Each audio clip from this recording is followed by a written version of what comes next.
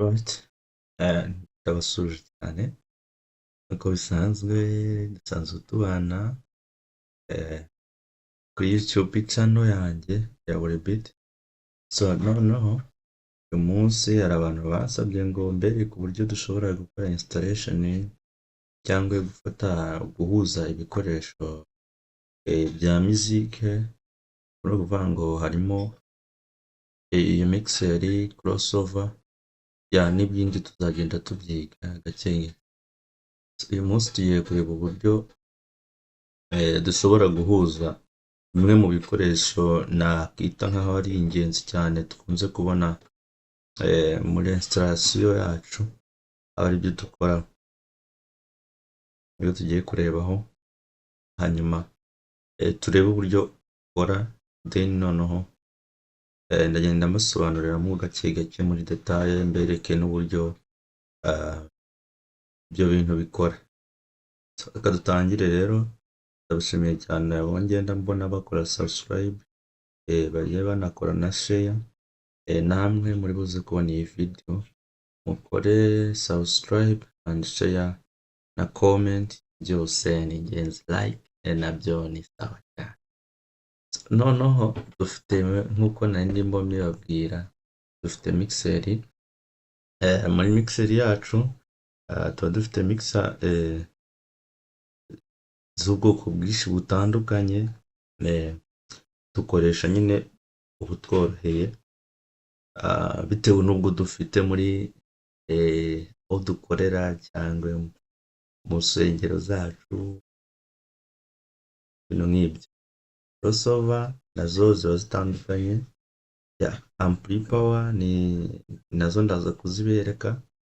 Equalizer nazo ziba zitandukanye biterwa n'ubwoko, nk'uko nari nabibabwiye ngo hagiye hari ubwoko bwa mixer, hari n'ubwoko bwa crossover, hari n'ubwoko bwa ampli power, hakaba n'ubwoko bwa equalizer. Icyo nabanza kuvuga hano muri introduction ni uburyo ni ukuvuga ngo before the sound installation you need to know the important information about device you are going to use. Find out if everything is capable of what you are going to use it for. Bivuze iki? Mbere y'uko ukora installation ugomba kumenya installation ugiye gukora, hanyuma ugakora ibikoresho by'ingenzi ukabyegeza hafi, cyangwa ukabanza ukareba ibikoresho by'ingenzi ugiye gukoresha, noneho warangiza ukareba niba bifite n'imbaraga cyangwa bifite ubushobozi bwo kwakira ibyo bintu ugiye gukora. Icyo navuga kuri introduction. Cya mbere, introduction yacu ni uko ugomba kumenya ibikoresho ufite, hanyuma ukamenya ibikoresho ufite, ukamenya niba bifite n'ubushobozi bwo gukora icyo kintu ugiye kubikoresha. Ndumva ari ibyo. Hano dufite akantu kagaragaza uburyo installation yoroheje nziza nyine yaba imeze. Yihanganire yaba imeze rero. Hano hejuru hitwa processor cyangwa back view. Processor back view, yes. Uvuga ngo iyi ni crossover. Hano tukagira hasi mixer, na hano udushushanyo dusanzwe. Tukagira hirya tukagira amabafure hano hirya cyane, speaker. Then tukagira hano hasi subwoofer. Abantu mutazizi cyane, subwoofer ni za zindi twita amabeam. Yes, izo twita amabeam, izo bita subwoofer. Tukagira hano ampli, izo nazo mbabwira ngo ni ampli power. Izi ni ampli. Urabona uburyo zigaragara, wahita uyibwira rwose, uhita uyimenya. Abantu badasanzwe bayizi ko ari ampli power cyangwa amplis. Bazigize nyinshi kubera ko ni eshatu, urabona ni eshatu, imwe ni iyi, indi ni iyi, indi ni iyi. Yes. Ni uku nguku instance muri make imeze. Abanza, ibintu byacu bigomba kuba byaturutse kuri mixer nk'uko mubibona. Ibintu byava kuri mixer bihita bijya kuri processor. Processor ariyo nababwiye ya crossover, then byamara kugera kuri crossover bikavamo mu buryo ibifite inzira esheshatu. Hano bagaragaza ko iyi ngiyi yinjizamo ibintu bibiri gusa, ariko hari yinjizamo bitatu, ndayibereka. Then iyo yinjizamo ibintu rero bitatu, nayo n'ubundi isohora bitandatu, nta bitandukaniye, ariko na hano n'ubundi urabona ko ni ibintu bitandatu bisohokamo. Ibyo bintu bitandatu bisohokamo rero, hano haba hari rimwe, kabiri, gatatu, kane, gatanu, gatandatu. Uvuga ngo hano hantu hose wowe wemerewe kuhakoresha. Turabona ko hano dufite ampuri eshatu. Yes, ampuri eshatu nizo rwose zimenyerewe cyane zimenyerewe, bari nabyo biba byoroshye. Uvuga ngo urebye ukuntu iyi ngiyi imeze, iyo hasi inzira ya mbere n'iya kabiri bayihariye ampuri yo hasi. Iyi ampuri yo hasi iriho za subwoofer nababwiraga arizo bita beam. Murabibona? Hanyuma tukagira iyi ya kabiri iriho gatatu na kane. Iyi gatatu na kane hariho zino n'ubundi zino bafure, ariko mu buryo biriho murabona ko hari mid frequency driver hakaba na high frequency driver. Bivuze iki? Bivuze ngo iyo hasi, iyo hagati ya gatatu, iya kabiri ya mbere ndi kubereka, ushobora kuyishyiraho ano mabafure matoya, amabafure matoya. Nuko hano bashyizeho bafure z'ubwoko bumwe, ushobora gushyiraho hano amabafure matoya. Amabafure matoya tumenyereye dusanzwe dukoresha abafite mikoro imwe. Yes. Hano tukagira iyi ngiyi yitwa high frequency driver, ariyo iyi ngiyi iriho gatanu na gatandatu. Iriho gatanu na gatandatu rero, ya ampuri ya gatatu wayishyiraho y'amabafure maremare cyane, aba afite amaspeaker abiri, aba afite mikoro ebyiri. Aba afite mikoro ebyiri. Urabona nk'uko iyi ngiyi igaragara ifite mikoro ebyiri. Hari inzira ndende nyine murazizi dusanzwe dukoresha ndende. Mu busanzwe terime tekinike yayo ni uko bayita full range, izo bafure ndende. Yes. Ni uko nguko installation muri make imeze. Noneho iyi ngiyi yo hagati rero, iyo hagati yitwa mid frequency, rwose nyine kwa kundi ushobora gufata amabafure manini ukayatandukanya n'amatoya nk'uko muri kubibona, aba ari byiza rwose. Niyo mpamvu zino ampuri uko ari eshatu aba ari ingenzi kuzikoresha. Twagiye. Mixer ifite ibice bingahe? Ibice bitatu ugomba kuba ufite kugira ngo ubashe gukora iyo connection. Hariho auxiliary, output na VX. Izi ngizi ndazibasobanurira. Bwashize ndimo ndabereka pariti za uburyo ziriya pariti za mixer twagiye twigaho, nagiye mbereka ibice bimwe byo kuri mixer. Ubwo rero n'ahangaha navuga ngo ndagira ukuntu mbiza kubihuza. Ubwoko bwa mixer bwaba ari bwinshi cyane, bwari bwinshi ari bwinshi. Kuri ino mixer yacu rero, na mixer yacu kugira ngo tuze kugira neza tukubireza, turakoresha buno buryo, sibyo?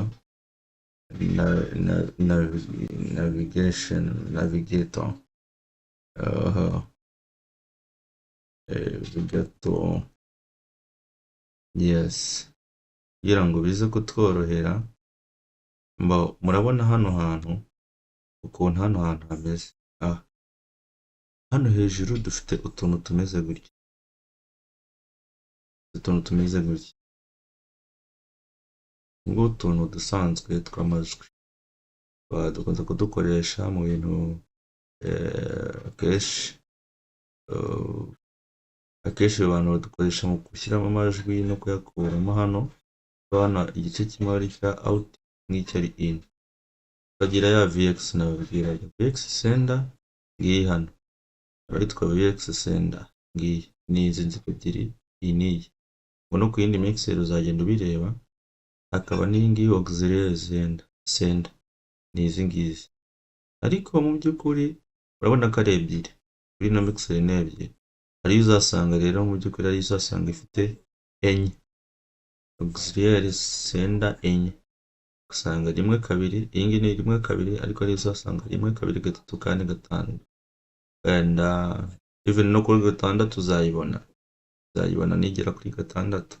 vx nayo ariyo uzasanga ifite ariko akenshi iyo zo zikunze kuba ari ebyiri, kenshi aba ari ebyiri.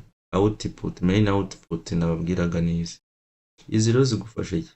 Iyi ngiyi ushobora kuyikoresha nka input ya mbere kuri crossover, iyi yindi ukayikoresha kuri zino zindi ukazikoresha nka input za kabiri, izi ngizi za gatatu, izi ngizi za main out ukazikoresha nka input ya mbere. Bivuze iki? Koresha inzira imwe muri izi ngizi, kimwe nuko ushobora kuzikoresha zose bitewe, kuko hari igihe usanga uri bukenere gukoresha amareturo yandi y'umuriro, hano ushobora guhita usohoreraho umugozi nta handi hantu rwose ubutishije, ugahita ugeza kuri yaba hano kuko volume zayo ziba zirimo hano hagati, yaba hano cyangwa hano. Banga icya mbere cyo nuko ugomba kumenya atari ari amarituro cyangwa zira bafure dusanzwe dukoresha zicomeka ku muriro atari ziri gukoresha, icyo gihe ntuze installation yawe izaca muri crossover. Bivuze iki? Umugozi uzavana hano, yaba hano wakoresheje cyangwa wakoresheje hano cyangwa wakoresheje ahangaha, umugozi uzava hano uzamenya ko waciye muri crossover kuko ya connection yacu yari kugaragara, hanyuma ucishe muri crossover ugiye umanuka wongera usubire muri ampli, umara kuva muri ampli ukabujyana mu bafure nawe ukeneye. Kuri za zina bwanga low frequency ahandi bavuga ngo ni mid frequency driver, ushobora gukoresha umugozi umwe hano, setting za crossover ni izindi nazo ubwo ni musaba ko tuziga nazo tuzaziga setting za crossover, kuko nabwo biba biterwa n'uburyo crossover yawe wayisetinze, kuko wayisetinze nibyo bitanga umurongo wo kuba wenda hari buffer runaka ushobora gushyira ku muyoboro runaka cyangwa ku ahantu ugomba kuzishyira. Yes, ndumva aricyo kintu gishoboka ko nabyo ni iyindi somo. Hanyuma mbabwiye ko ubwo ngubwo hano fx kuri mixer yacu uzayibwirwa n'ahantu handitse fx sender cyangwa fx gusa, aho uzamenya kuri mixer uzamenya ahantu auxiliary, ahantu hitwa aux sender cyangwa handitse aux gusa, ahantu hitwa main cyangwa output uzahabwirwa nuko handitse output cyangwa handitse main output. Yo aba ari left and right RL ndumva iyo bibaye kuri ampli nabyo biterwa n'izo ufite kandi zifite ubushobozi bwo kuzaterura byenda ibyo bintu, kuko ampli nazo ziba zitandukanye. Ampli washyira kuri koma beam cyangwa subwoofer ntabwo ari washyira kuri koma full range, ntabwo ari washyira kuri buffer ntoya. Bivuze ikintu ko ugomba kumenya mbere y'uko ugura igikoresho urabanza ukabaza amakuru yacyo, ukumva ko uzabasha kugikoresha muri ako kazi ugiye kugikoresha nk'ibisanzwe. Iyi ngiyi nk'uko muyibona iyi ni ampli power ni urugero rumwe rw'iyo imbagarikarije. Iyi ngiyi rero impamvu nayishyizeho ni uko ariyo kenshi cyane ikunze gukora mu bintu by'amapower subwoofer cyangwa izira amabimu. Iyi ngiyi ishobora guterura bimu cyane rwose bishoboye, ufite imbaraga nyinshi cyane. Ubwo iyi ngiyi nabahitiramo kuba iyo mwakoresha mu gihe mwamara gukora installation yanyu. Hari crossover rero, crossover iyi ngiyi naberetse nk'uko nazo mbabwira, iyi ngiyi ifiteho input 3 cyangwa ahantu ugomba kwinjiriza amajwi 3 ikagira 6 ho gusohokera.